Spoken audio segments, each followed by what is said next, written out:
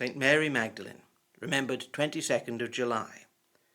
Mary Magdalene, whose name might indicate that she came from the fishing settlement of Magdalen, and from which we get the modern name Magdalene, has often been conflated with other biblical figures.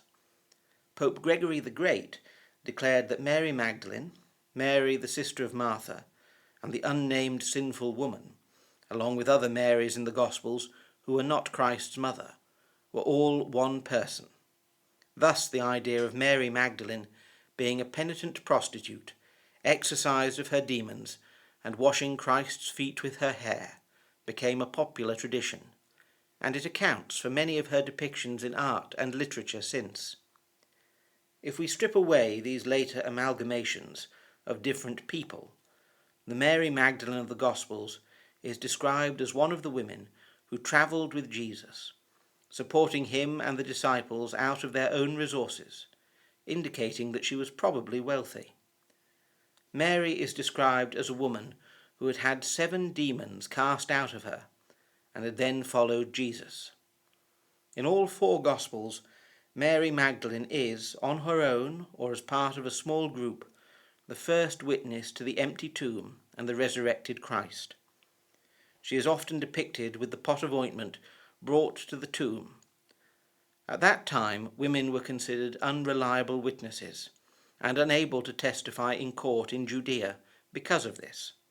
So there would be no reason for the early Christians to add Mary to the resurrection narrative unless it were a true record from the earliest accounts.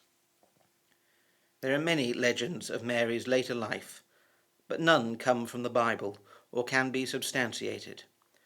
Most feature a penitent Magdalene, spending her life in a cave, repenting her past. We can say little for certain about her or her life, beyond the fact that she was a woman who was helped by Christ's ministry, after which she began following him and supporting his mission. From the placing of her name, she was the most prominent female follower, who was present at the crucifixion and first to the tomb, the first witness to Easter. And from there she told the disciples, earning her the name Apostle to the Apostles. All we know about Mary Magdalene from the Bible tells us of a woman who was driven low, without help or hope, but who was saved by Jesus and began to follow him. She saw miracles, healing, wonders. She saw him die, others run, and the tomb sealed. Whilst religious men sought to kill Jesus, whilst scribes pored over the scriptures, whilst the Romans dismissed the movement as fringe, the frail, troubled Mary Magdalene believed. Mary is remembered because she is at the heart of the Easter story. No sane group of the time would value her testimony or her contribution, but she became a testament to God. Her being healed, her witness at the cross and the tomb, her rush back to tell the other disciples, and her lone return to the garden where she met the risen Christ and recognized him when he called her name. Mary Magdalene was one of the least likely people to become a central figure in the greatest story ever told.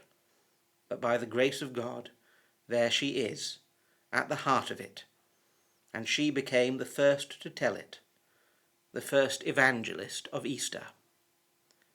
St. Mary Magdalene is remembered on the 22nd of July.